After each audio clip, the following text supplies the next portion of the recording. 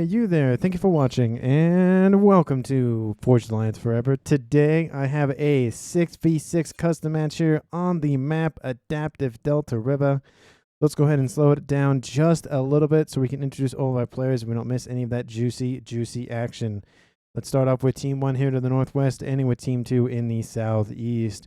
Starting off with the frontline player of Team 1 in lightish red-pink. It is Mutant Gene Pool, going first land as a UEF, and he is a 900. To his northwest, we have Horo Lox Mato, probably Lox for short, going first land in Tropical Ocean Blue as a Seraphim, and he is the highest rated player in the game at 2,000. To his northeast on the same island, we have Paul Way going first land as another UEF for Team 1. He is in Royal Blue, and he is also a 900. To his east on his own little island, we have the Barbie Pink player of Purifier going first air as a Cybran, and he is a 900. In the north for Team 1, we have the player of Beast Mode. Kind of hard to see his name with the air facility. He is going first air in Snow White. He is a 900 as well, and again, he is in Snow White as a UEF. And last but not least, in the Red God Air slot here for Team 1 in Chevy Crimson, we have Darth Sand going first land as an Aeon here for Team 1. The only Aeon for this team. He will most likely go second air. That's kind of the typical build order for rear guard air slots. And he is a 1,400. So for Team 1, for their racial makeup, they have 3 UVF, a Cybran, an Aeon, and a Seraphim. So all of the races represented for Team 1 with 2 additional UEF players. Going down here in the southeast, let's start with the rear guard air slot player of Team 2. We have Pro Cross going first air as a Cybran in Rust. He is an 800. Probably going second, maybe second land, but maybe most likely second air as well. To his west, another Cybran here for Team 2.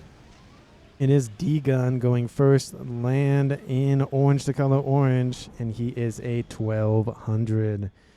To his north, we have the Batman Gray player of Strike with a 1 for the eye, going first land, second air as an Aeon, and he is a 1,400.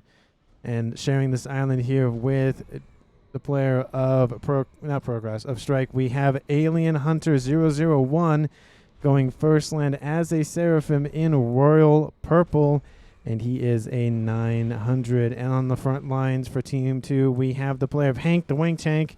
For some reason, it's just a very funny name to say, so I appreciate Hank the Wing Tank. And it almost looks like he's going to build some artillery here, so maybe we'll see that later on just because of the positioning of those P-Gens. But he is going first air as a Cybran, so the third Cybran for Team 2.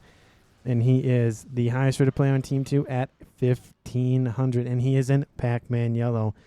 And last but not least for Team 2, in my favorite color in FAF, we have the forest green player of Kyle Dawson going first air as a UEF. Very sensible choice and color for him. Going for left drone at 2 minutes. About to finish that off. Probably will go right next. Yep, there he goes.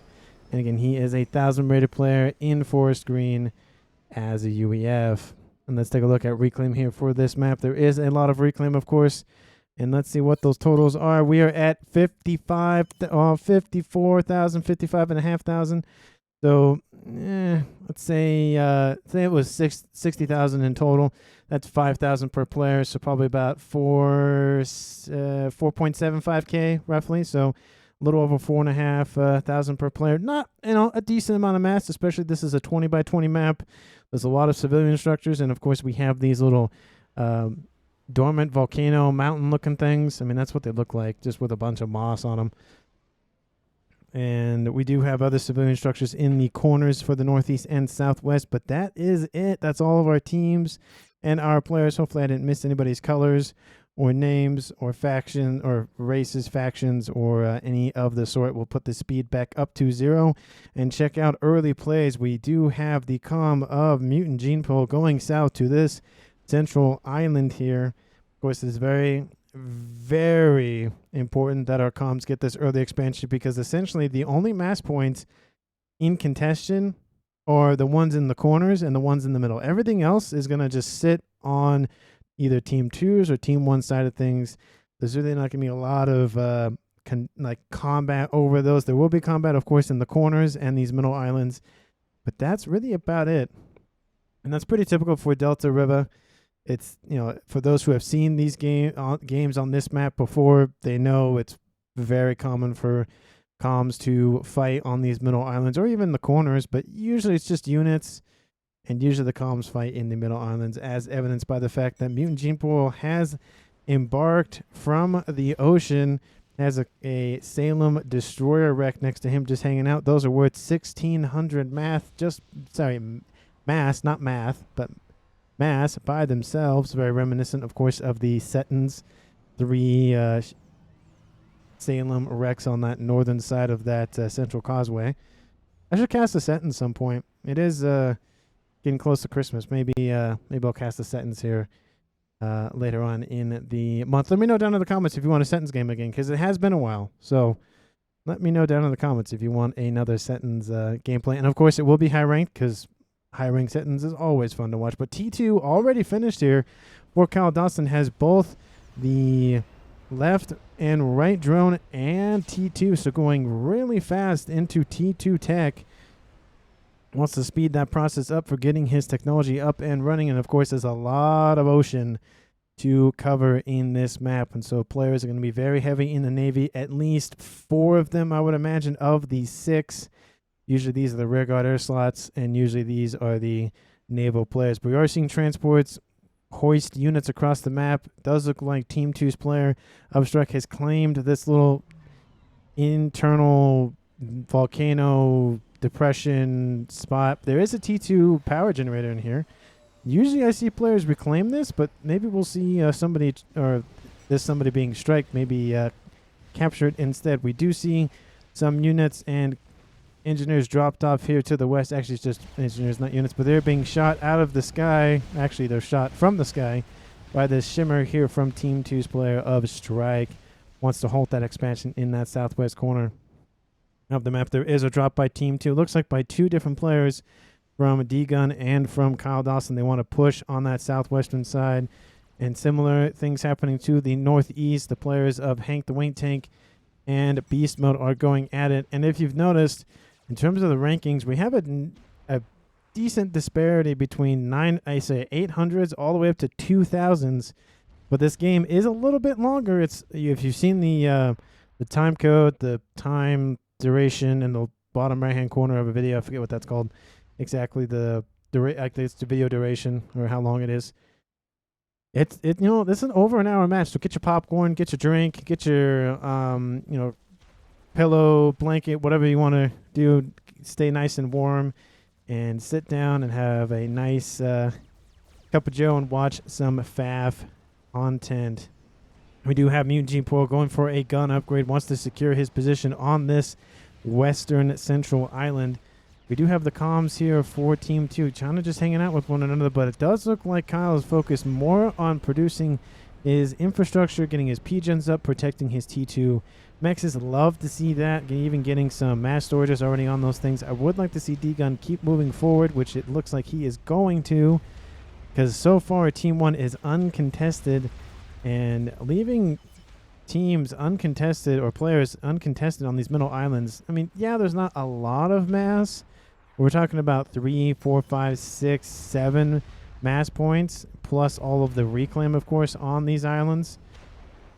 It's a decent amount of mass, especially early on, where you need that mass to pump out those upgrades, to pump out those early naval units, to really have a nice going middle to late game in this map. And we do see, again, still not a lot of emphasis put on going after the middle section, because there is a T1 PD and a radar just kind of hanging out, but that's really just for the civilians, of course.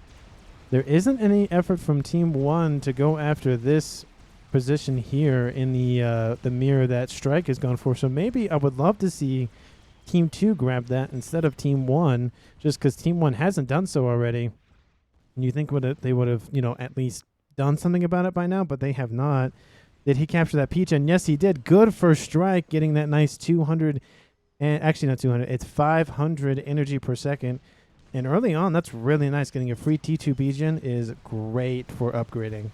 We do have multiple comms on the way. We have Strike and D-Gun making their way towards the beach side of this western island. We even have, looks like there is Hank the Wing Tank has some engineers on board. Maybe he'll go for reclaim. Maybe he'll go for just supporting his teammates down here. He doesn't see any, real aggression to the north. Does look like there's a lot more push here to the west. That comm of Mutant Gene Pool is coming across on the beach here, but Strike is coming out of the water. We have D-Gun going for a gun upgrade. It does look like just 1-to-1. Mutant Gene Pool will just kind of shove Strike off of the beachhead, but Plasma has been thrown at one another the first time in 8 minutes, or for the first 8 minutes, I should say. That is the first shown of comm v comm action. There are some interceptors covering over in the skies, back and forth again. Most of these air players are really focused on getting their T3 facilities up and running. T2 hasn't even been started here for Procrast, but has a decent amount of hives already started. And it doesn't even look like D-Gun is really focused down here. He's going for I don't even know if he's going for upgrades either.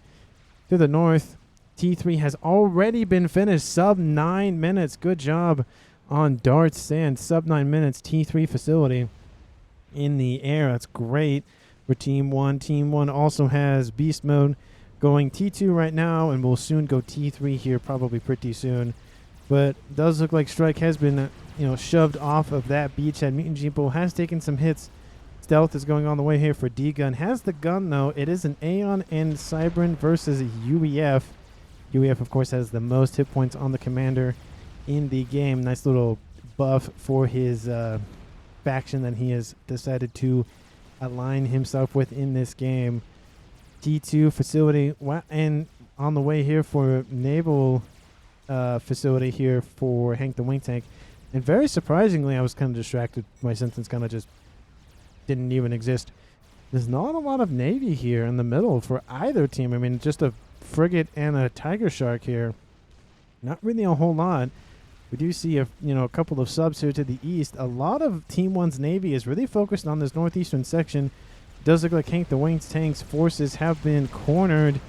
Does look like it is favoring Team 1's player of Beast Mode here. But Hank the Wing Tank looks like he's a little bit more focused. He does grab this position here. Love to see opportunities for our players to just take stuff away from essentially teams that should already have this. I mean, usually that's the meta, is one person, usually the rear guard air slot, one of the two, goes after this position, gets those extra mexes, but Team 1 decided not to do that, focusing on other things. But the facility will be destroyed here for Kyle. Does look like Mutant Gene Pool wants to rule this with an iron fist. It does look like there are some reinforcements from Lox. Haven't seen much from him early on, though. He hasn't gone T2 yet for anything. He has the upgrade, but he's not really focusing on it. I'm just kind of surprising. He is focusing on Eco. Let's talk about Ecos really quick. In terms of totals, Team 1 slightly behind Team 2 at about, I'd say, 15 mass behind them, kind of give or take. Reclaim. And in terms of total, Team 2 winning by about 9,000. Isn't a whole lot, but it does make a difference after a while. D-Gun is going straight to Nano, not even going into combat. Is going, forget this, just go straight to Nano. And that's going to finish here in about a minute or so. There are T2 forces on the edge here. And Strike, it's kind of, they're not pillars, they're Riptides, so not as much DPS due to the inclusion of the hover tech. They, if you would compare a pillar and a Riptide, the pillar has more HP and DPS, while the Riptide has, of course, the maneuverability. It's essentially, you're talking about just straight DPS and damage versus versatility. It's really what it's kind of like what the Cyberns, just MO is just versatility. But tactical missile going on the way here for Mutant Gene Pool. Does look like Strike builds that mechs and then leaves, and then it gets immediately destroyed. There's a couple of drones that get shot out of the sky. Those were the hover drones, it looks like here for Kyle. He's going to rebuild those? It looks like he's starting to, yeah. I think he can only build them while he's not moving. You only build them while they're not moving, I think. We do have a transport here for Team 1's player of Beast Mode going after some mechs. They're all T2 Sparkies. They're going to build some PD. This is a great move here by Beast Mode, just going after the eco here for Hank the Wank Tank. Hank doesn't really have anything to fight against this. Has a couple of transports, but that's really not a whole lot. There is, of course, the guns on that Star Lifter here, and now one PD has been completed. They're going after the T2 Mechs. Pings do go down, indicating that, hey, there's some things you should probably worry about. Hank the Wank Tank pushing his influence more and more, assisting his teammate in the east, trying to take out these forces. Of course, I would love to see that cruiser just thrown back just a tiny bit so he can keep it online and not have it die to torp fire. But of course, I wouldn't be surprised to see a destroyer online here for Sim. Please help, says Hank the Wank Tank. And so far, he's lost 2 T2 Mechs. He'll come with his comm out of the water. He's busy on some upgrades. But 2 PD, 2 AA, not the best situation to be in. Strap Bomber over the top as well. He is just suffering here on this eastern side. And that Strap Bomber has been constructed by Darth Sand. Bombing run over the top will hit the shield, not really do anything against Alien Hunter to the east. And we'll keep going. I love that. Oh, is it going to keep going? It is going to keep going. I love the fact that this Strap Bomber isn't going for a straight, like, okay, it's only one target. I have to keep circling until I get the right hit. It's two T2 Mechs in that bombing run as well. So already almost paid for itself off already. Man, Hank the Wank Tank is suffering over there to the north. And here comes the Strap Bomber in for another pass. Team 2 doesn't really have any air. And there he goes, taking out that T1 facility. The bomb actually landing here and missing the other T2 Mechs. Try to get a double kill going on. Kind of surprised. Looks like these mechs were also taken out. But that Shocker is still online, going after another T2 Mechs and some engineers. Great placement on that bomber.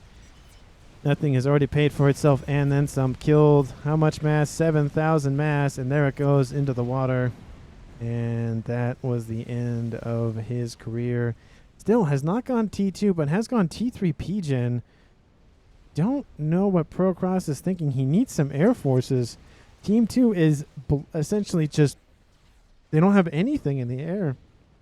They have T1 interceptors, but when your opponent has Strat Bombers and ASFs, you know, it's you gotta get the ball rolling down there.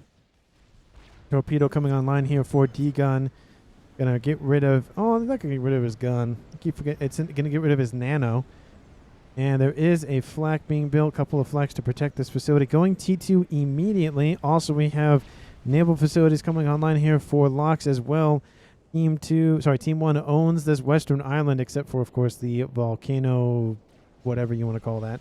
Team 2 owns the entire southern portion of the map. But there are forces nearby starting to be built up to probably go after at least the facilities down here to prevent more naval forces from coming in and intercepting. But T2 forces in the middle.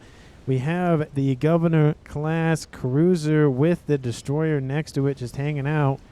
Love to see the cruisers in this game. They have all those missiles. They're very, very, very annoying. Does look like Hank the Wank Tank has dealt with this Sparky drop. It was a good drop. I mean, taking out 2 T2 Mechs, you know, allowing the bomber to come in as well.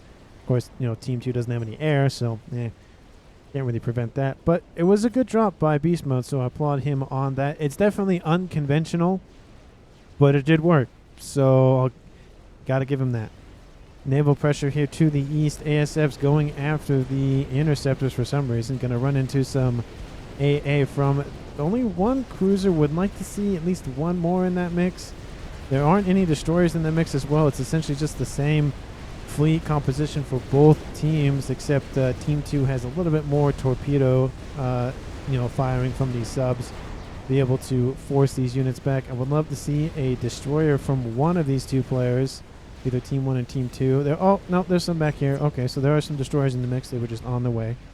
More and more are coming on this eastern side. Looks like Team 2 just essentially ignoring the middle for the most part. You know, this is a large area of a map to control. It's very hard to hold it for long periods of time if you don't have multiple, players shoving units into the middle, essentially. I'm just going to eco hard for a bit, says Beast Mode. help center a little bit. Says Hank the Wink Tank he needs some reinforcements from his teammate, and both of them have doing pretty well in forcing back beast mode, and beast mode has gained the entire control of the northeastern corner of the map, but with with frigates and destroyers and other units in the water, his presence is going to slowly diminish. He has a T2 headquarters online, great place to build some riptides, but that is not going to last. These units over here need to move over into this side or this side. You got to pick a side. Don't stay in the middle of that position. Take out a mechs here on the beachhead. But Team 1, man, they are pressuring the player of Kyle here in the south. We have a bunch of riptides. Of course, the torpedo does not work if the units are not in the water. And since they have hover, they are not in the water. So kind of not useless, but essentially useless. And the torpedo boats, these Coopers, same thing. They just have to be in the water, and they're not in the water. They're going to start making landfall here. The comm of D-Gun will come and assist his teammate, and will start taking out a few of these units, but he can be overwhelmed. Kyle, he needs to get some PD. He's building T3. Probably should switch over to T2. They're going after this hydrocarbon, which is, you know, not the greatest thing to go after. It's only 116 power, or at least, you know, with the assistance of these E-storages. But this shield will go down. The Riptides are having a hard time. Of course, now they're going to go underneath the shield, take out the shield emitter, and then go after everything else. Great move. Microing those units a lot better. We have reinforcements here to the west from Team 1's player up hallway. And there are Zooey spam coming over that ocean or lake or pond or whatever the heck that we're calling this water section. But a lot of those hover drones stations are being targeted. The build power is plummeting here for Dawson. Two comms really are just struggling against these T2 units. You can see most of these kennel stations are almost gone. There's still a couple of units online. Going to reclaim it. Essentially, it's about the same speed. Doesn't have guns, so yeah, it's the same speed.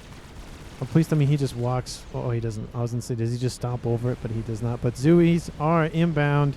Strap bomber over the top takes out another T2 mechs. There is a SAM site nearby, but there are Zooey nearby as well. It does look like Kyle's E-bar is gone. Yep, it is gone. So no shields aligned for him.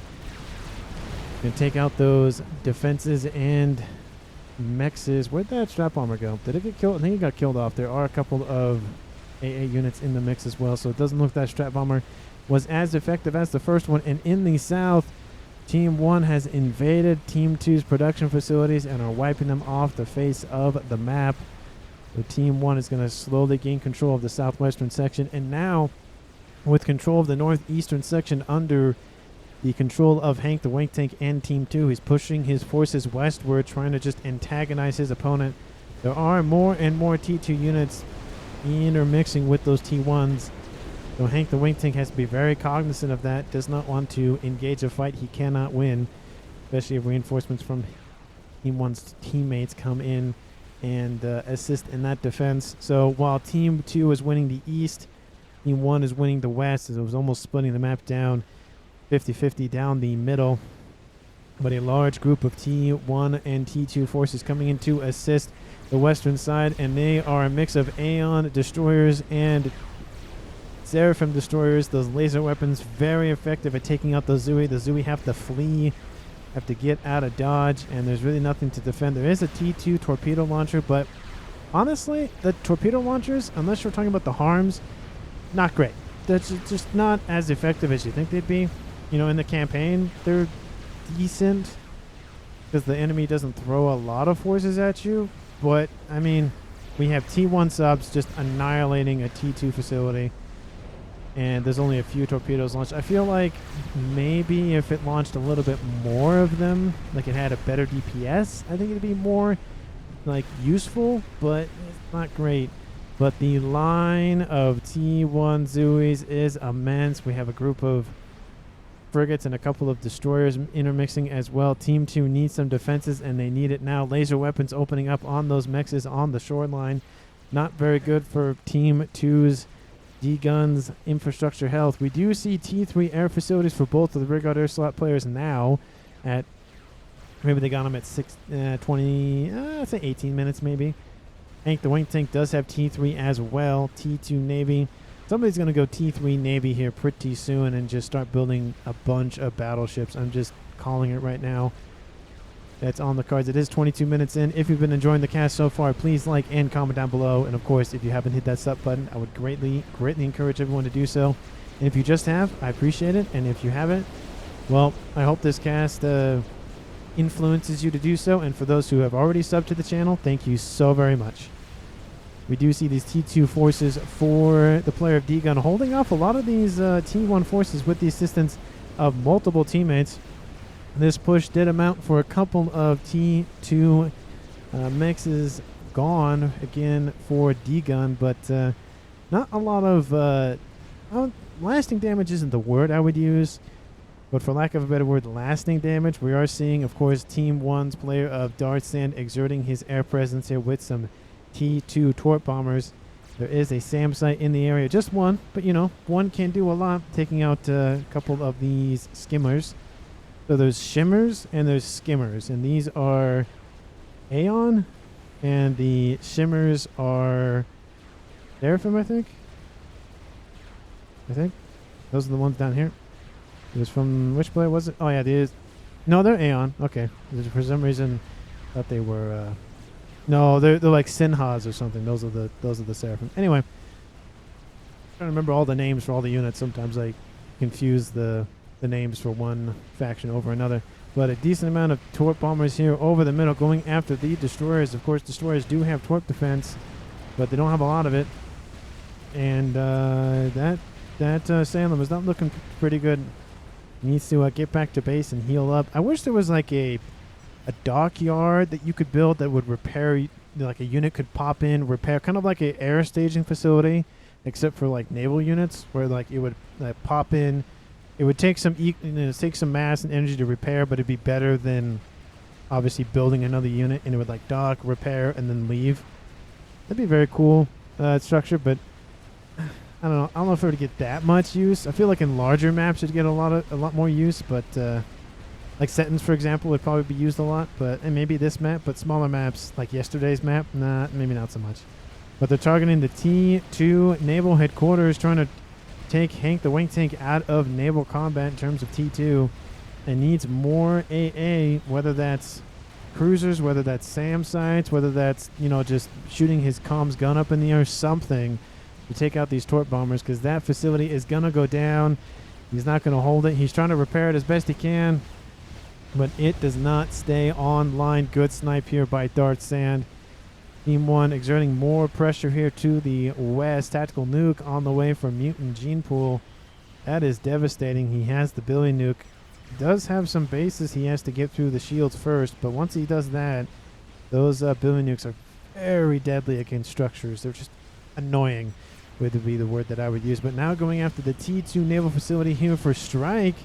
And man, these torpedo bombers are on a tear here, just going after high value targets. They all are taken out, of course, but man, that was a great move by the player of Dark Sand. And now we have torp bombers going after naval facilities here for Hank, but honestly not really worth it because he doesn't have T2. He's kind of kneecapped anyways. I mean, it would be better to go after something else, whether that's units. I'd just say something else, because I don't think it's really worth it to go after a player that's essentially been kneecapped and can't really do anything for a little bit. I mean, if you took out his T3 air headquarters, that would be something, but not just another facility that's, yeah, it's T2, but see, it can't do it. It can't build. You can see it keeps switching units because it literally cannot build the unit without the headquarters. But we do see both of those volcano positions still online. It's very hard to get, missiles or whatever the case may be up in this. Essentially, if your opponent builds volcanoes, it just means that it's going to be a while before those missiles really do an impact up there. You can do it with gunships, but usually players will, build flak to prevent that. So it's essentially how much mass do you want to throw at that position is essentially what it comes down to. And is it really worth it? Sometimes it is, sometimes it isn't. I feel like now isn't the time. I feel like if you have a couple of strat bombers, just kind of like, rolling on by, then maybe, but not sending a a decent amount of T2 gunships is really worth it for the time being. I mean, it's only, what, 3 mass points? So at most right now, the enemy could be getting 27 mass per second. Well, yeah, 27 mass per second, which is 1 T3 gen. Or say 1 T3 mechs. But a nuke has been launched by Team 2's player of Procross. He has pushed for the nuke. And that's why he was building, what he was building when he was building it. Well, I said building a lot there. And that is a early nuke here for Team 2. Does Team 1 have any defenses? T3 Naval Facility online here for Lox. T3 Naval Facility online here for Paul. Not yet. And it looks like it's going for... It's going for Paul. All of the comms are leaving their main bases. All of them are targets. Honestly, at this point, I would have targeted... I'd say Paul or Lox. Paul, just these two specifically for the fact that they have a lot of naval pressure. Decapping the eco is always a good idea, but there it goes. The third prettiest nuke in the game. Kaboom! Takes out everything. All core mass is gone. Air facility is offline. Not really a good day. Even takes out this mechs to the west. So takes out 5 mechs. Good job in terms of eco. Team 1 and Team 2 essentially tied. We don't see anything past the 1.4, so we'll have to kind of look at it, see which team goes to 5. Team 2 goes to 5 before Team 1, so they are in the lead, but just by a little bit, of course. Team 1 definitely has the map control. They're fighting back for the northeast corner. They've taken the southwest corner without contest. Another nuke launches, this time from Team 1. So we have 2 players rushing for nukes, and we have an Atlantis online. Does it go straight for that rear guard? I don't... There's not an... Oh, there is an SMD, and it's already loaded, so that's good. This SMD is not loaded. Does look like it might be going for alien hunt. No! Are they just going to beat up Hank the Wank Tank in this game? Because, like, he's been taking hit after hit after hit. Man, I feel bad for him. Like, the highest rated player on Team 2 is just suffering this game. Trying to build some more Mads FAF farms. Trying to survive in this game. But, man, there he goes. Takes out the facility over here as well. That has got to hurt. The ugliest nuke in the game by far. It just does not look good. And there is still a T3 mechs online, but that is just diminished Hank the Wank Tank's eco quite severely. Yeah, he does get out of it. You know, his comm does not die, so that is a moral victory, if not anything else. T3 Neptune class battle cruisers online for the UEF, and that's why I love them. They have a decent amount of hit points. They have the laser weaponry, very effective against T1 and T2, the highest DPS in the game. They don't have as much range as the battleships, of course, but man, they pump out damage. There's another nuke launching. This time it's going for, it looks like this base here for Purifier. And that position is gone here for Hank the Wank Tank. I mean, I feel like at this point, should have gone after Lux, should have gone after the rearguard air slot players, should have gone after the nuke. Well, yeah, should have gone after the nuke. That would have been a good play. But is going after this. I mean, yeah, you're taking out core mass, which is good. But still, there's better targets to go after, in my opinion. Kaboom! Takes out that position.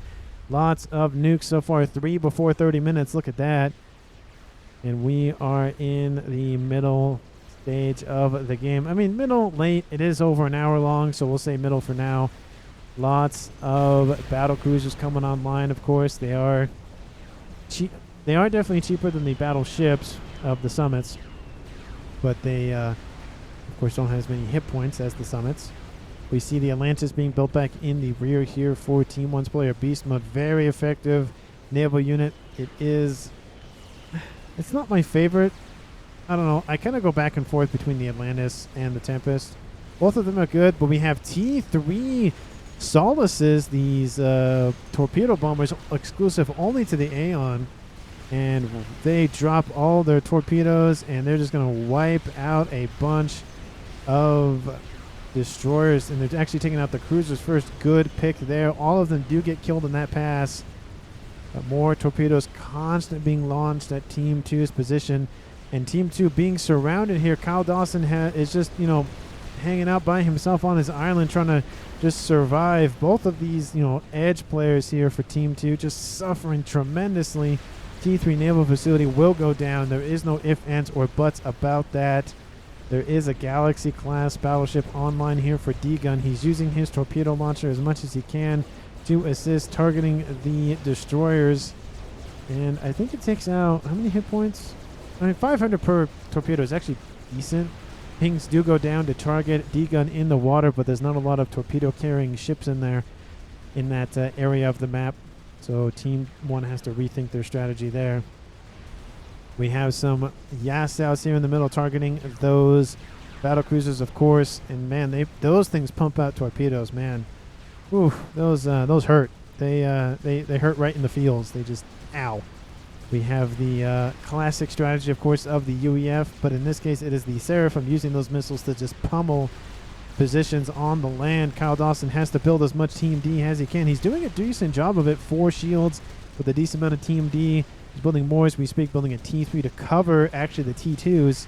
You can see it'll not oversaturate, but it's kind of hard to tell. It covers the T2 entirely, especially when you put it on top of it. So it'll target the outer shield first, then go to the inner shield. And there is there some splashback? There is a little bit, but there's not as much if it was a T2 to T2. But another nuke launches. It is from Team 2. That is the third nuke. Man, and he's going for Scathis. Interesting play going for the Scathis. Man, he wants to end the game 30 minutes. He had a plan probably 20 minutes in, probably actually 15 minutes in, to end the game with nukes or artillery. And if this is the map to do it, this is the map to do it. A lot of teammates and firepower and mass to go through to get to this corner of the map for both teams. So it is the safest place. Essentially, there are some caveats to that if last match is any concern. He targets this position, which, I mean, yeah, you're taking out some land facilities, but I mean, this is core mass that has a SMD, is building a Duke. And we have SMDs probably all over the map now. This position could have been pummeled once again. Hasn't even built core mass again. I don't know what Paul is doing. Is he like AFK? Or he's just suffering in the mass department. That's why not a lot of his forces are on the field, coming back online, because he's just pumping out those Coopers and Neptunes. But the Zooey spam, the pseudo naval units that are just even annoying on land to deal with. Man, they're just annoying is the word that I would use. Very annoying. Of course, we have more Neptunes from the player of Mutant Gene Pool. And they're being shot by, of course, Yassaus constantly. It's not a good mix of units here for Team 1. He needs some more anti-torpedoes and or some torp bombers to come and assist. One of the two. But Team 2 has got that coverage. And there's a piercing attack coming online here for Team 1, trying to cut through this channel here. Maybe go after the naval facility. Maybe go after this position. Another nuke launch, this time by Team 1's player of Beast Mode. There it goes, the 5th nuke of the game. Going for, again, Hank the Wing Tank. He is just getting pummeled in this game. I feel bad. I'm sorry, Hank the Wing Tank. There is an SMD back here. It's almost loaded, but I don't think it's going to load in time. Even if it did. Does it reach? It does reach. Sometimes those ranges on those SMD are a little, they look smaller than they actually are. And maybe it just depends on the map. But he's not even in his base. He's over here. He's hiding. Zooey just roaming across the map here. Lots of Aeon units being tied up for defense. A lot of just shots missing just due to the fact of the environment down there. Taking out the T2 naval facility once again. He cannot just catch a break. What's that? We've had strap bombers. We've had Sparkies. We've had nukes. We've had torp bombers. I mean, we're missing like a YOLO or artillery or something, and he's caught like everything you can in this game. Oh, land invasion. That's kind of what the Sparkies were. But Atlantis online here for Beast Mode, going after Hank the Wank Tank. It does get pinged. Team 2 has been made aware of it. There are some solaces inbound. They're going after the Team 3 naval headquarters, most likely. Yep, there they go. There go the torpedoes. They are dropping. And that thing is going to take a lot of hits. But some of them do get hit by the Galaxy class, actually prevent some of them from hitting the main structure. So it would have gone down It will go down. It does come online just at the last second before the facility is not taken out. Good job on that air macro here from D-Gun. Does look like the Zooey invasion has stopped for now, at least slowed down. We have Kyle just pumping out shields as fast as he can. He's trying to keep those online. That is his life. That is his bread and butter. He needs to provide for his family with shields, essentially, and TMD. Those are the two things. But battleships, for Team 1's play of locks, he is just pushing this southern side of the map. He has the corner. He has the main island, sharing it with his teammate. Hasn't taken this position yet, but there's a T3 land headquarters inside this position. Well, I mean, that's one way to secure your T3 land headquarters, is put it in a place where no one goes after. And more Solace is online, and there goes that Galaxy class up in smoke, or in this case, no smoke, just holes in water, I guess. It's not on fire, so I don't know what to call that. Anyway, air fight does go for Team 1, and you can just see Team 1 has the air dominance. Team 2 does not. They built air way too late in this game, but another fourth nuke at 36 minutes for Team 1 going for this position. The SMD is not online. We'll take out the naval headquarters for sure.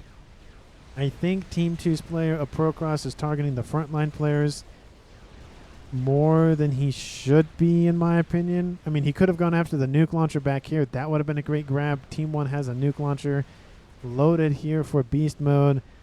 I mean, there's SMDs being built. The comm is under protection with PD and shields. And that nuke does launch. Where is this one going? It's going for this. Oh my goodness, Hank, the Wayne tank cannot catch a break here. Has two naval facility headquarters online, going T3 as we speak. He's not even going over there anymore. He's like, nah, it's fine. I'll just do what I can from not in my own base, because I've been pummeled so much. We have, of course, some Coopers online. They take out one of the Hathums. Are there some artillery? There are some cooling cameras in this mix. This base is deadly here. Lots of missiles constantly raining in, provides defenses, shields, artillery, PD in form of T2. Would like to see some T3 mixed in with that longer range. Maybe some on this northern side of this island. But beside that, he's had to shield creep just to get to one of his mexes. Man, that is some commitment there. Has a facility back online producing Coopers for those Tort bombers. We have these Hathums just taking shot after shot. They cannot get close. I love this play here by Dawson. This is a bunker, and it is not breaking anytime soon. A nuke would hurt, but he's covered so far, so yeah. So he'll be fine there. I would like to see Team 1 probably try to go after at least some of the shields at least. There's a lot of air defenses, of course. There's just a lot of defenses. Just turtle UEF being turtle in a naval map, not a land map. It works when it works, and in this time it works, at least for now. But the engineers, where are they going? Oh, they're going for this position maybe? For all the mass? Yeah, it looks like that's what they're going for, is all this mass. In terms of mass on the map currently, oh, pushed the button too fast. 175,000 reclaim at 38, almost 39 minutes. That is a lot of reclaim. That is almost Paragon's level of reclaim. How's that Scathus, by the way? Oh, he stopped building it. Okay, that was, oh, what is this? Ooh, we have a YOLO. Looks like it was gifted over by the player, probably of, who was that? Oh, probably from Alien Hunter. Going for YOLO. First experimental maybe for locks. Yeah, he is Seraphim. He has built the bomber, my friend. I love seeing these in action. When they are used correctly, they are devastating, especially with that update to the bomb and how that works. If you haven't seen that video, it's like 4 days old. It says new Awasha bomb hits different, and it definitely makes the Awasha feel more powerful. If you can imagine that, it makes it feel more powerful. But does look like we have some Solaces going after that Tempest that's just kind of stuck between a lot of those frigates and destroyers. Takes severe number of hit points out. Awasha bomb comes in. Wait, nope, that's the wrong thing. Washer bomb comes in, goes after this base up here. And there is an SMD up here. It isn't even loaded. I mean, that's one way to take it out. Just put a bunch of mass into an washer. Because even, look, the missiles literally cannot... I think a missile gets in once in a while. If the units are... Or if the structures are far enough away. But you can see they just impact just on the top of that thing. They need, like, a little bit more arc. There comes the second bomb. Drops in. The first section goes off. You can see. Then it lands for the second time. Kaboom. It just kills everything else. There's still a land facility there, but that's going to die here pretty soon. Team 2 needs to be aware and cognizant of that because that is deadly. The base here for Kyle will be fine, but I feel like that bomber might be used to knock Kyle Dawson off of his little island here. And in terms of mass so far, Team 1 has eked in the lead just by a tiny bit at 2.2 versus 2.1 thousand mass for Team 2. But with Team 2 building a YOLO, not shielded, needs to be shielded, my friend, but is building some more air facilities for defense. I would assume so. Needs some air facilities to deal with all these annoying torp bombers and whatnot. I don't see any efforts by Team 1 to go for any sort of experimental play. Obviously, more Atlantis are being built. We do see a Novax coming online here. Actually, it is online. Maybe we'll see another one here pretty soon. Usually if you see one, you see more of them. Seraphim. No, I don't see anything of the like. Now, nearly nothing else in the main bases. 41 minutes. No one has died. Ranges of rankings between 800 and 2,000. It's just surprising because usually the trend is somebody dies before 20 minutes. And then more than likely somebody dies before 30 minutes, and now we're at 41 minutes and still nobody has died. So it's good to see everyone is in the game, everyone is fighting. Hank the Wink Tank is like, I am done with this nonsense. I'm building all of the harms. You cannot stop me. My teammate's going to build a bunch of missiles and torps, and we're just going to defend all day, every day. I don't care anymore. Building some more SMD for protection. Man, he has just been pummeled this game, but it's good to see Spirit is not broken. And he is trekking on forward, actually pushing into the island once again. And pushing into the northeast corner as well. So reclaiming the entire eastern side for his team. Team 1 obviously has the western side on lock. They've had it for a while now. Team 2 is starting to push back in that southern section of the map. Of course, this base only has limited range. So Team 2 needs to get up some more destroyers and battleships and shields and with the bulwarks and whatnot. But a combined push from 4 different players on just this one side might be enough to push back Team 1 at least to maybe this position over here, or even just take out the island in the middle. That's just been annoying. It's essentially just saturating the field with a bunch of targets for these things to shoot at, whether they be Yassaus, whether they be cruisers, whatever. But this Atlantis... Oh, is it the Billy Nuke? The Billy Nuke does land, impacts the shield, takes out the shield emitter, but that's about it. The next shot will go after whatever's underneath that. But this Atlantis probably bit off a little bit more than it could chew. It's trying to go after these frigates here. Another nuke is launched, this time from Team 1's player Beast Mode. That Atlantis is pretty far forward. Yassau is just overwhelming it, and there it goes, sinking to the bottom of the water. And there's the All-Washer Bomber over top. Impacts the shields, doesn't take out the shield, and actually crash lands and dies in Dawson's base. Good job on Dawson, claiming that for his team. There was also some ASFs for him as well, and some air support, or SAM site support as well. That is a nice chunk of 26,000 mass, obviously plus whatever he crashed on. So nice job on that. Artillery is raining in for Team 1. That Duke has been finished.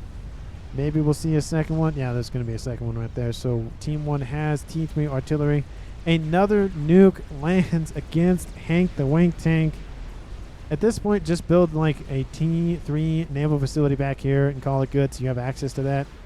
Satellite over the top, targeting all the mass fabs, all the shields. Oh, not shields. Well, shields, all the P-gens, all that. And Hank the Wink. So now he's been hit with essentially everything the game could throw at him besides artillery. That's the only thing left, I think, on that, like, the bucket list of things to be targeted in one game by, and still be essentially not in the same position, but almost in the same position he's been. Like, he hasn't lost or gained anything. It's just he builds back up, gets kicked down a couple pegs, goes up a couple pegs, goes back down, keeps going back and forth. And in the middle, another Atlantis tries to deal with this group of units. And with the amount of missiles coming off of these cruisers, it takes out the shields for the bulwarks, at least takes out their capacity.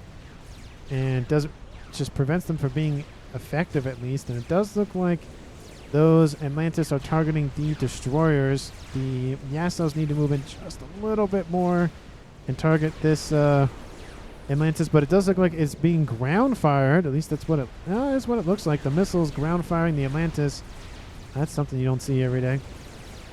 And now they're they were just targeting this unit up here. They weren't ground firing at that specifically. It just happened to be that's what happened. I would like to see some engineers on the front line. And there they go. There, the Yasso order has been given, and that Atlantis is DED or DOD or no, it's DOA, not DOD. DED. That's Department of Defense for those in the U.S. and other countries who know what the DOD is for the Americans. We have two battleships initially versus 4. That usually only goes one way. We have more coming in all the time. How's that YOLO going? YOLO by one engineer, only at a third of the way there. But for one engineer, a third of the way there, well, there is some hives. So one engineer, a third of the way there with some hive support. Not bad. Not too shabby. Needs shields, though. Needs shields. There is a second nuke launcher online for Team 2's player of D-Gun. Both those rear guard air slot players are going for full game ender or, wanting to end the game in general strats. We have more and more Yenzine popping up to the south. That is a lot of Yenzine. And we have some restorers as well, designed for taking out air units. Can take out ground units, of course, but it's just not as much damage on those things. Yassos being oppressive in the middle. Team 1 cannot catch a break with those. Lost multiple Atlantis to those submarines. Take a look at Reclaim. Take a look at Eco 2.4 to 2.4. Team 1 in the lead by a slight margin, but not by much. And, it's essentially with Team 1 being ahead in mass and map control, they really don't have a lot to show for it. I mean, they have a nuke. They have a couple of, experimentals. They have an artillery. The second one probably going to be started here pretty soon. That's really it. I mean, I know a couple of comms have lost. Oh. There it is. That's what I was looking for. A counter YOLO is being built by Team 1. Why it's not built back here, I don't know. But it is on the same island as Lux. So I guess that would make sense. Easier travel time, I guess. So it's going to be YOLO versus YOLO. This one has no shielding. That one has some shielding. Needs more. Never will be able to build enough shields to satisfy me. I will never be satisfied with the amount of shields that you have. Sorry. Even that video that says now this is shielding still isn't enough. We have the Yenzine starting to approach the base here for Kyle Dawson. We have a bunch of artillery shots coming in from the Hathums. They're just taking shot after shot from these the Yassos. One of them does fall. Artillery should be coming in range here pretty soon. Let's check out. That's the range. So one of them is in range. We have T2 sub-killers, for D-Gun on station, going after the battleship. Should be targeting. Oh no, it's good to target the ones in the rear because the artillery can target this one, especially when it doesn't move. There it goes, losing hit points by the minute. And Team 2 isn't really focusing on a lot of air. Has enough to do some protection, but that's about it. Not really focusing on it. But 48 minutes. No one has died. Everyone's still alive, and the Yassos in the middle still be annoying for Team 1. And I would like to see maybe Team 1 employ Yassos, because they do have a player that has access to Seraphim technology. He's not even building them. Those would be a great asset for Team 1's player of Lux here to the west if he had Yassos. He's just not producing them for some reason. I know the benefit of Yenzine, they can't be targeted by torpedoes, but still, having at least a group of Yassos, they're not very strong in terms of hit points, but they do a lot of damage. The first YOLO nuke is going for this position, which it's just, what, 27? I mean, that's essentially 75, 81 mass per second. And there it is, the first YOLO of the game. Kaboom. Oh, I guess there was a permanent monitoring station up here as well. Another nuke by Team 1. Another nuke by Team 2. This time it's going for this position, pummeling the column of Pure Fire. His base does get shot down by SMD. And it does look like... Do they target the YOLO? Where do they target? Okay, where's this nuke going? It's going this way. YOLO does not finish it, but there is... efforts to go straight for it, though. They were just slowly building it, but now they have something to fear, and that is a YOLO on Team 1 side of things. It is not going to look pretty here for Team 2 if they don't have adequate SMD protection, and they're going straight for the naval units, which kind of isn't great. I'm just going to say it isn't great. The ASOs do get out of range, though, so that's the main thing. Another YOLO nuke is launched. Where is this one going? Follow the red line. Oh, it's going for this position. There is an SMD. It is loaded. It will be able to fend off at least one more YOLO. But Kyle has to get out of dodge here sooner than later because, you know, that YOLO is not going to stop firing, and it's going to focus on him. Restores to the north, dealing with engineers trying to expand in that island. They were expanding, and then they were stopped by the Team 1. But keep saying Yenzin. Yaso's just pummeling Team 1. Lots of torpedo bombers. Those cruisers need to come in and assist because they need to protect that asset. That's a lot of DPS that Team 2's player of Alien Hunter has access to and needs to stay online. That's essentially kept back Team 1 in the middle, is those those Yasos specifically. Another nuke launch at 50 minutes. Still, no one has died from the multiple nukes, from the multiple strap bombers, from any of this sort of thing. We have restorers going after engineers trying to produce these SAM sites. And, I mean, again, Hank the Wank Tank just getting pummeled nonstop. His, efforts to get more eco has been thwarted. The restorers are slowly being chipped down, though. I would like to see some flak in this mix. It's all T3, not T2. But, slowly but surely those restorers are being reduced. And a YOLO nuke. Wait, is that a YOLO nuke? No, that's a regular nuke. I was going to say the SMD is down. Hank is not protected here. His, core mass is going to go down. The YOLO does land. Oh, that's going to hurt. And is it going to be the first kill of the game? It is. I thought he was protected from one more, but it looks like the SMD was sniped or taken out by some other means. And Kyle Dawson, the first victim in this game at 51 minutes by a YOLO, and he was almost out of range of it. That has got to hurt. This bunker has been taken out with sufficient force, and now it opens the door for Team 2 to push forward eastward. And I think there's a second YOLO inbound, maybe for the naval units, but the Yasos are punching in. They're done with this battle cruiser Neptune mess. They're going after whatever targets they can in the water. Don't blame them. It's kind of annoying after a while to deal with constantly being thrown stuff. There is an Atlantis to the west intercepting these units in the middle. Team 1, I guess it was just auto firing to this position once again.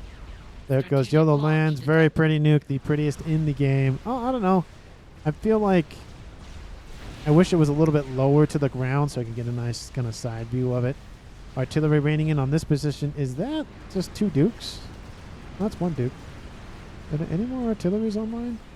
I don't see anything back here. There's not like a Maver hiding or something. That'd be very, very... Or there isn't a Salvation. I would have seen a line of shots across the map. Yeah, I think it's just that one. Okay. Well, Nuke is still online here for Team 2. The rearguard Nuke is online. The YOLO has been built and is launching its first missile soon. Nuke lands in the middle here for Team 1, trying to take out the Navy.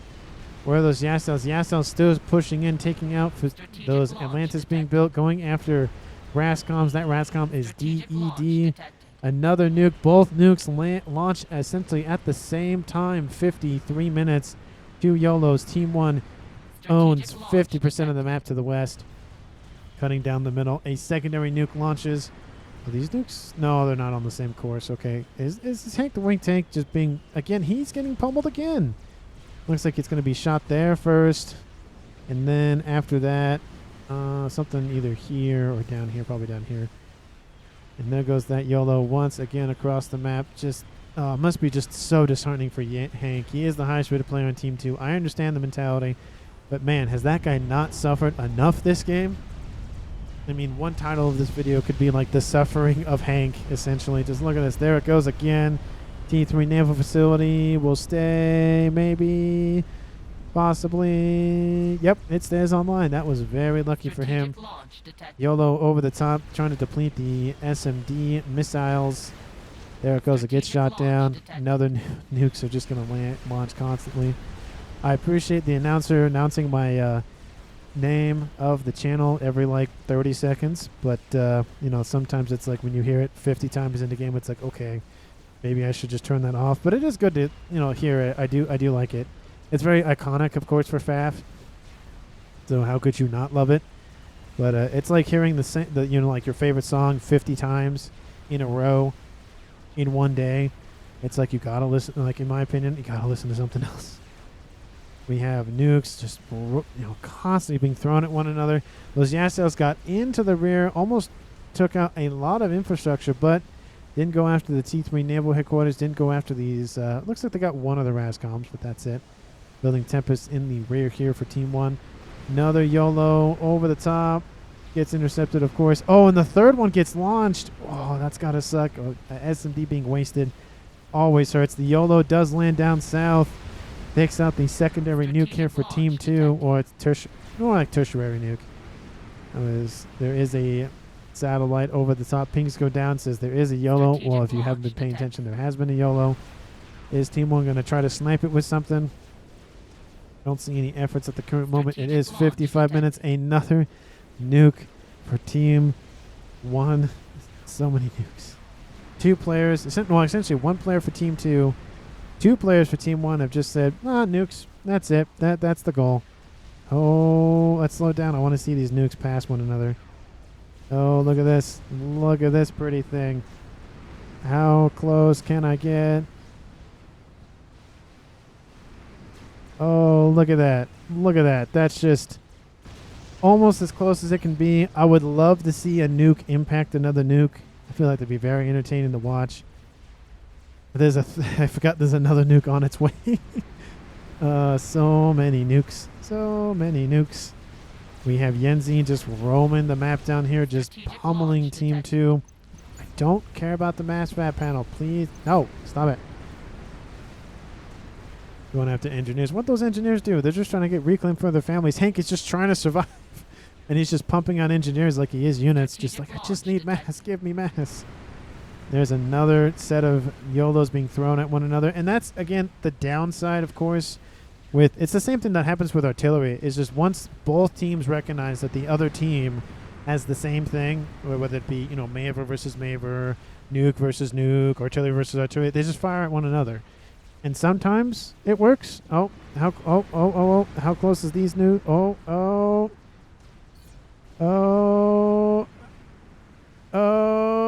that was close. It wasn't close enough. I want it to be like, you know, on top of one another, essentially. Just to watch those nukes just slowly pass one another. You rarely see nukes be that close. You rarely see YOLO nukes being that close to one another. SMDs are starting to be depleted for both teams, of course, because constant firing by both of them. Unfortunately, I do think Team 1 might be kind of suffering here. They don't have as many SMD over here like Team 2 has. And what I love to see is there's... Oh, the shields are starting to collapse. Oh, they come back online. Laser is being built by Diga. Oh, that's the other player. I was like, why is Procross building a laser? But that's not. The 2 oranges. And we even see some RASCOMs. What I love... This is great. I love to see this teamwork. Sending in a couple of RASCOMs, building in PD, building in some shields to help assist in defense, because this is essentially the make or break thing for Team 2. It is YOLO or bust. Team 1, even if they lose their YOLO, they still have, you know, a lot of map control. They have air control. They have a bunch of stuff. And maybe there was an attempt for sniping. No, I don't see anything. More nukes being launched. Look at this, just nuke, nuke, nuke, nuke, nuke, nuke, nuke, nuke, nuke, nuke. So it just constantly fires. Another one launching as we speak, of course. They are just being thrown at one another. Yenzine roaming the map here. Those hover tanks for the Seraphim. We even have restorers trying to just deal with them. It does look like the momentum is starting to peter out for Team 1. They need a new strategy. Team 2 is suffering. Maybe go in for some strat bombers. There are a couple of them building up here in the middle. 2 of them get killed? Question mark? I don't know what that's about. I saw just 2 of them just disappear for some reason. I don't know what that was about. Of course, the laser's being built here by Procross. He's just, not Procross, but D-Gun. He's essentially being kicked out of the game. He has no infrastructure left. He has a couple of battleships, but that is it. There comes the YOLO. This new SMD is not loaded, but there's 2 more back here, so this YOLO is still protected. The base here for Procross. He's lost his secondary nuke.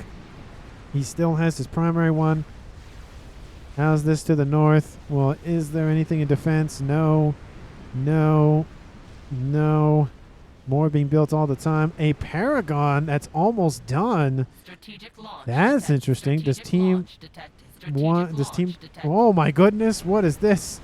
There are nukes in the water going after stuff down here, and still Hank the Wank Tank is still getting punished by everything. Literally, the kitchen sink could not be thrown at him more in this game. And if his team survives, like even if his team doesn't win, the fact that this guy is still in the game and hasn't quit yet just goes to his tenacity. Good on him. Loses even more of his base. And that YOLO is going to land. The YOLO for Team 1 does get 1 more missile in, but there it goes. YOLO has been taken out against Team 1. There is a Paragon still. See, this is what I'm talking about. I wish the YOLO was lower so you could actually get a nice shot of it, because the only best shot is up top, but another one will launch. I think it's on just like firing at that one position constantly. But pings do go down to target this Paragon. There are some SMDs being loaded, of course, but I don't think they're going to load fast enough. I mean, maybe they will, but we'll see. This position is safe for now. Of course, the additional shielding helps. They're Aeon, but it's better than nothing. D-Gun's going for the laser still. Doesn't have the teleporter as of yet. We have 2 satellites here for beast mode. Trying to do what he can to take out those shields. I don't think the artillery from team... Oh, it is Mutant Gene Pool. Mutant Gene Pool, what is the range? Just barely out of range. They essentially needed to be on either one of the 2 middle islands to really hit that corner. And of course, that is the benefit of having the corner, is you can't be hit by anything but T4 arty and nukes. Or at least land-based nukes.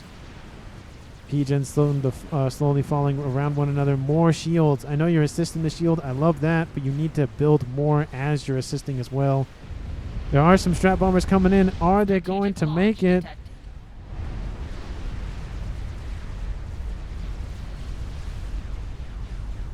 I don't know if they're going to make it. We'll see. They are inbound. There they go. Are they going to make it? Looks like there's not enough. Bombs are dropping as we speak. And they impact 2 of the shields. But that is it. Oh, I turned off the wrong things. There we go. Oh, that's wrong button. There we go. Anyway, there is a decent amount of AA presence in the water here. It was enough to really thwart a lot of those bombers. Team 1 needed to send probably double that, maybe. Really make a difference here. But this YOLO is still online.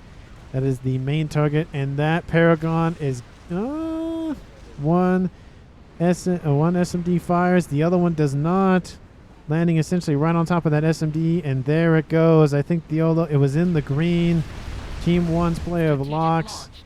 That's got to hurt. Build essentially almost 2 game enders. Loses both of them to the same one from Team 2. And a teleport from Hank the Wank Tank going after whatever he can up here. There is PD firing at him as we speak. He's trying to bob and weave. Bob and weave, Hank. Bob and weave. There's some That E-storages that blew up on him, that doesn't help his hit points. The PD is slowly encroaching on him. He's going to try to teleport out. He's not going to... I don't think he's going to make that. I mean, maybe only one firing. But more of them coming online. Hank the Wank Tank, are you going to make it out of there? This might be another casualty for Team 2. You're down to 3,500 hit points. Oh, he's not going to make it. He's not going to make it. Oh, there he goes. To the bitter end, Hank the Wank Tank is taken out at 1 hour and 1 minute in this game. Highest rated player on Team 2 is gone. Everything will be handed over to Strike. Man, that's got to hurt. There they go.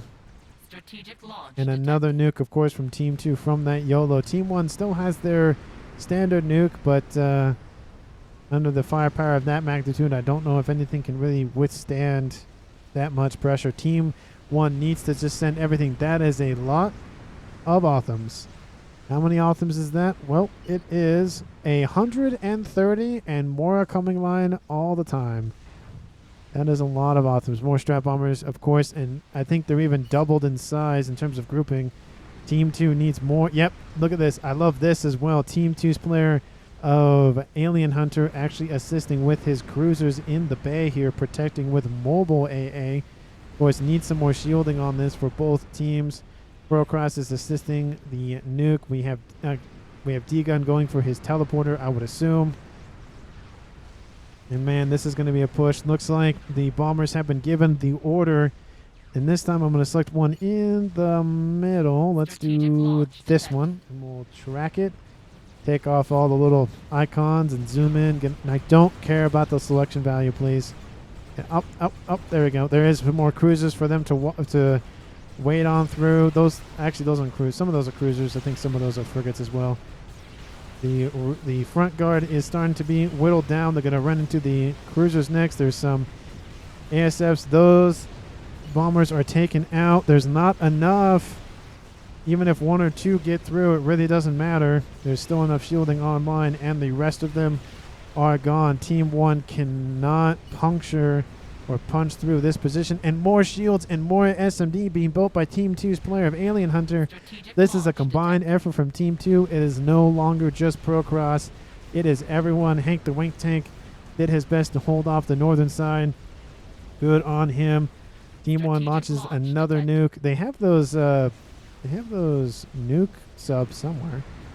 They had them over here. And oh, they're still over here. Okay, they're just still loading.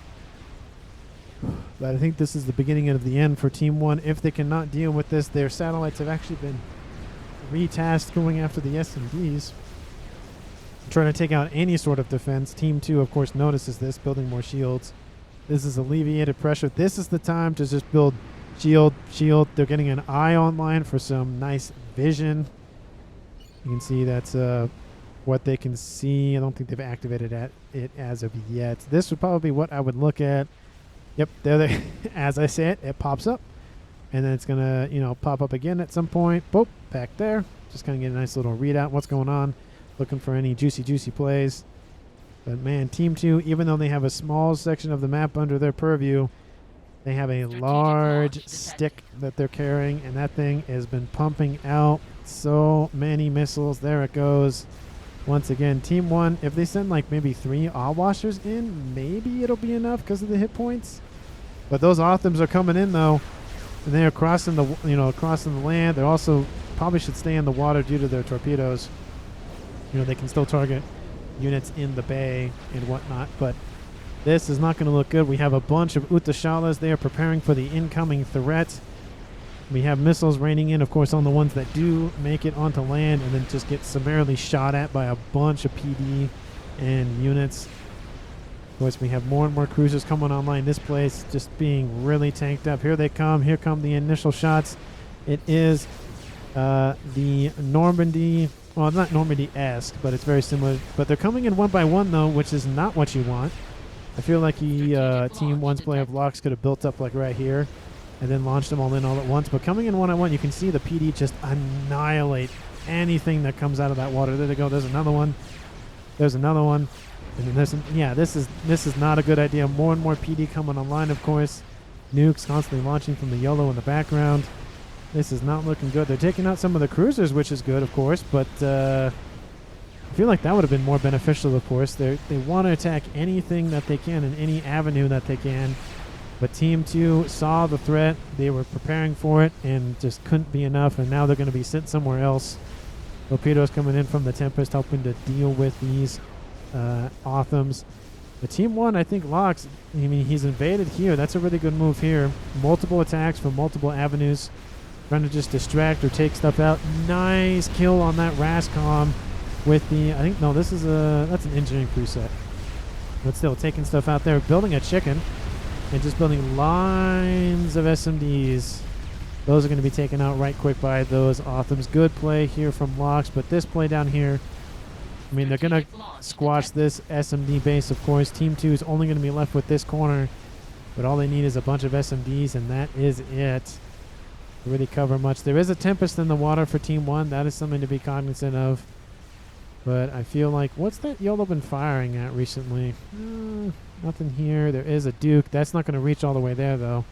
You need a Maver is what you need. Or satellites. One of the two works. I don't see anything on the cards. Anything back here? There's 4 satellites. Nukes launching, of course, all the time. Nothing back here. Just more Rascoms, it looks like. I would like to see maybe a teleport sacrifice play here from the Aeon player of Darsan, but I don't see that on the cards as of yet. The middle island for Team 2 has been taken out, but as long as they have this southern portion of the map, that is it. That is all they need. Hank the Wing Tanks, delaying has bought Team 2 a lot of time. Taking out some Rascoms, of course. Another YOLO nuke has been launched, and it's landing in here. And are there any SMDs? There's 6 right here. Is that in range? No, it might be just barely. It does look like Team 2's player Procross trying to edge nuke out something, which is, it is a viable strategy. Nuke's landing at this position. That's not going to work. Has 5 SMD here. Needs probably about 2 more pumping out SMD just to be safe. Of course, we have 1 Tempest versus a Tempest and a bunch of missiles, which I'm going to side with the missiles on this one. That's just a lot of firepower. The Tempest is going to take a lot of those shots from the Tempest. Team 1, this is there are some shockers in the island over here. This might be an opportunity to come in. Strategic launch detected. But Team 1 launches their own nuke, of course. And is it going to land? Oh, the SMD gets it at the last second. Oh, that was close, but D-Gun has been defeated by Mutant Gene Pool. He teleports in to try to take out the artillery. That doesn't work, and now it's a 6v3, 1 hour, 8 minutes. Team 2 has a YOLO still. There goes the nuke. I was going to say, is it going to fire at some point? There it goes. There goes that Tempest. Tempest fleeing in the face of all of those missiles. Tempest still online. It is going to fall to this next shot, though. There it goes. It is gone. Team 1 is making a decent amount of progress against the defenses down here. We have 4 satellites in suborbital orbit. Well, 4, 5, 6. Well, 4, 5, I should say. This should be enough to deal with the this threat down here. I think the satellites think the same thing.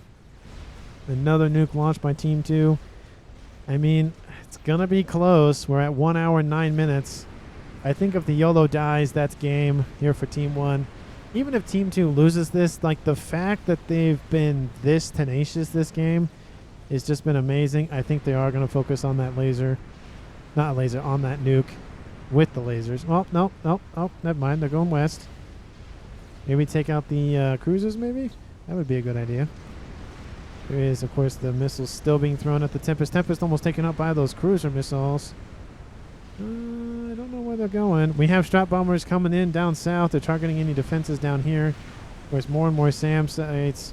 Just being annoying. They're targeting the SAM sites. Okay, they're doing a really good idea here. They're going to take out the defenses and then pull in or push in with the strap bombers.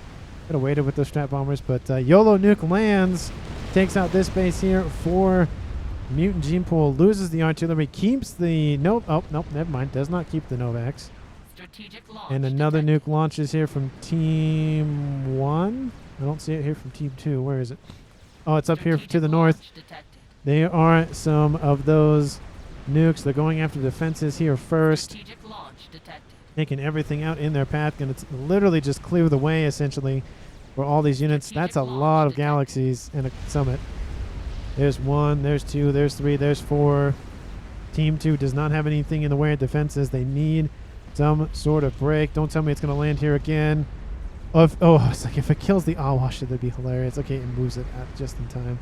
But torpedoes inbound. We have RAS comms, maybe the Rambo comms. I can't tell on those chariots. No, Alumnars. They're Alumnars. Another nuke launching, of course. Team 2 losing defenses bit by bit. APM starting to be taxing, of course. They're facing 6 players versus 3 now. There's only so much they can do. They have only so many resources. In terms of resources, what are we at? We are at 2.8 for Team 1 and 900. Team 2 has been in the comeback position almost the entire match. Drop bombers coming in. Is it going to be enough this time? No, it is not going to be enough. Not enough. Team 2 needs more shields. They need more SMD. 5 is not enough. We have All-Washer bombers coming in. It's the end of the world here for Team 2. They only have this one shot, this one opportunity. And will they seize it? There goes the bomb, taking out anything in the water down there. We have, essentially we have Storks acting as protection. Oh, here comes the All-Washer bomber to the east. It's off screen, but you can still see it. It is inbound. It's targeting the shields. There goes the bomber. Impacts the shields. How much damage does it do? Takes out some of the shield strength. It goes off screen for a second. The comm of strike has been taken up by Purifiers. And Procross recalls from the game. The bomber lands. Oh, the shields go down. And that YOLO was done and dusted at that point. But such a good match here. We had YOLOs almost, hit one another in the sky. We had a bunch of ground pressure from these Othams. A huge effort here by Team 2. And they almost had it. Had they had a little bit more defenses on the north and the west, had the nuke targeted the satellites, and I think it was actually inbound to target said satellites, and there were still 5 nukes loaded, or 5 anti-nukes here. They got 2 here, 1 here, so that's 3, 8. Let's see how many here to west, 0. So like 8 probably would have defended off at least 4 more missiles. Oh, those 2? Oh, there's a nuke inbound to Team 2. But that was a close match. Team 1 had the advantage in the west for a very long time. Northeast kind of fought over one by one. Hank the Wing Tank just got pummeled this game. Just got put through the meat grinder.